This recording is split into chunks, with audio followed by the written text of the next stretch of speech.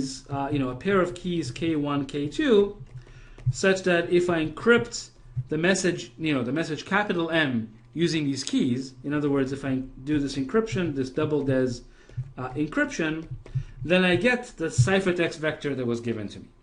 Okay, so our goal is to solve this equation here.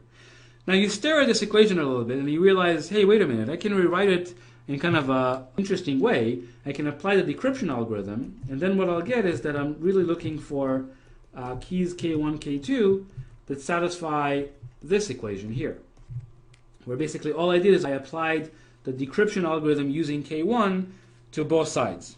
Okay? Now, whenever you see an equation like this, what just happened here is that we separated our variables into two sides. The variables now appear on independent sides of the equation, and that usually means that there's a faster attack than exhaustive search. And in fact, this attack is called a meet-in-the-middle attack, where really the meet in the middle is going to somehow attack this particular point in the construction. Okay, so we're going to try and find a key that maps M to a particular value here and maps C to the same value. Okay, so let me show you how the attack works. So the first thing we're going to do is we're going to build a table. Here, let me clear up some space here. The first step is to build a table that for all possible values of K2 encrypts M under that value. Okay, so here we have this table. So you notice these are all, I'll say it like this, these are all 2 to the 56 des keys, single des keys. Okay, so the table has 2 to the 56 entries. And what we do is basically for each entry, we compute the encryption of M under the appropriate key. So this is the encryption of M under the all 0 key, the encryption of M under the 1 key, and then at the bottom, we have the encryption of M under the all 1 key. Okay, so there are 2 to the 56 entries, and we sort this table based on the second column. Okay, so far so good. So by the way, this takes time to build this table, takes time 2 to the 56, and I guess we also want to sort. Sorting takes n log n time, so it's 2 to the 56 times log 2 to the 56. Okay, so now that we have this table, we've essentially built all possible values in the forward direction for this point. Now what we're going to do is this meet in the middle attack, where now we try to go in the reverse direction with all possible keys K. Essentially, we compute the decryption of C under all possible keys K1. Okay, so now for each potential decryption, remember the table holds all possible values in the midpoint. So then for each possible decryption, we check, hey, is the decryption in the table, in the second column in the table? If it is in the table, then aha, we found a match. And then what do we know? We know that essentially, well, we found a match. So we know that, say, for example, a decryption using a particular key K1 happened to match this entry in the table, K sub 2 or more generally Ki, then we know that the encryption of M under Ki is equal to the decryption of C under K. Okay, so we kind of build this meet in the middle where the two sides, the encryption of M under Ki and the decryption of C under K collided. But if they collided, then we know that in fact this pair, Ki and K, is equal to the pair that we're looking for. And so we've just solved our challenge. So now let's look at what's the running time of this. Well, we had to build a table and then sort it. And then for all possible decryptions, we had to do a search through the table. So there were 2 to the 56 possible decryption. Each search in a sorted table takes log of 2 to the 56 time. If you just work it out, this turns out to be 2 to the 63, which is way, way, way, way, way smaller than 2 to the 112. Okay, so this is a serious attack. It's probably doable today.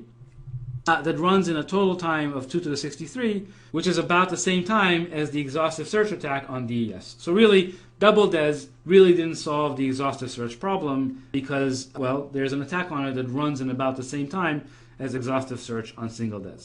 Now, someone might complain that in fact this algorithm, well, we have to store this big table, so it takes up a lot of space, but, so be it. That's nevertheless, the running time is still quite smaller, significantly smaller than 2 to the 112.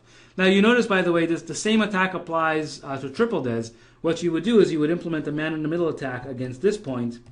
You would build a table of size 2 to the 56 of all possible encryptions of M, and then you would try to decrypt with all 2 to the 112 keys until you find a collision, and when you find a collision, you've basically found K1, K2, K3. Okay, so even triple des has an attack that basically explores only 2 to the 112 possible keys. But 2 to the 112 is a large enough number, so triple DES, in fact, is, as far as we know, is sufficiently secure.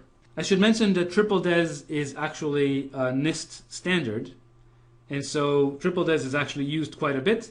And in fact, DES should never, ever, ever be used. If for some reason you're forced to use some version of DES, use triple DES, not DES. Okay, I want to mention one more method for strengthening DES against exhaustive search attacks. This method actually is not standardized by NIST because it doesn't defend against more subtle attacks on DES. But nevertheless, if all you're worried about is exhaustive search and you don't want to pay the performance penalties of triple DES, then this is an interesting idea. So let me show you how it works. So let E be a block cipher that operates on n-bit blocks.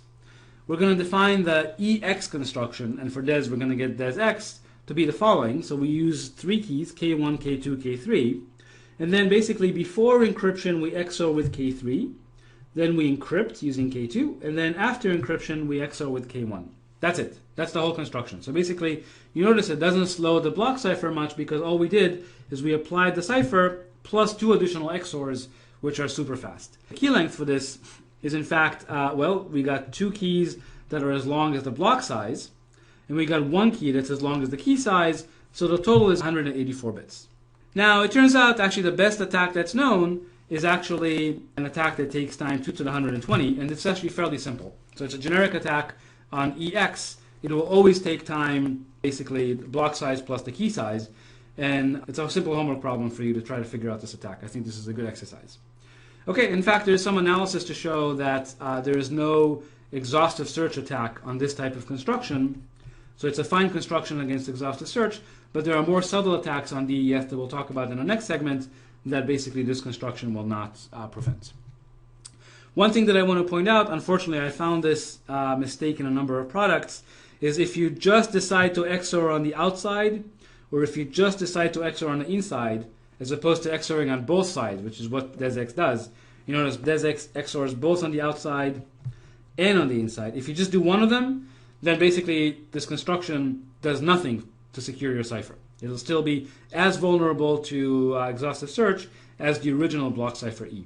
Okay, so this is another homework problem, and actually you'll see that as part of our homeworks. Okay, so this basically concludes our discussion of exhaustive search attacks, and next we'll talk about more sophisticated attacks on DES. There is an immense literature on attacking block ciphers. In this segment, I just want to give you a taste for what these attacks look like, and I hope I'll convince you that you should never, ever, ever design your own block cipher and just stick to the standards like triple DES and AES. The first set of attacks I want to talk about are attacks on the implementation of the block cipher. As an example, imagine you have a smart card that's implementing a block cipher. So the smart card, for example, could be used for credit card payments. It might have a secret key inside of it to authenticate your credit card payments as you stick the card into a payment terminal, say. So now if an attacker obtains your smart card, what he could do is he could actually take the smart card to a lab and then run the card and measure very precisely how much time the card took to do encryption and decryption. Now, if the amount of time that the implementation took to do encryption depends on bits of the secret key, then by measuring the time, the attacker will learn something about your secret key, and in fact, he might even be able to completely extract your secret key. And there are many examples of implementations that simply by measuring the time very precisely for many operations of encryption algorithm, you can completely extract the secret key.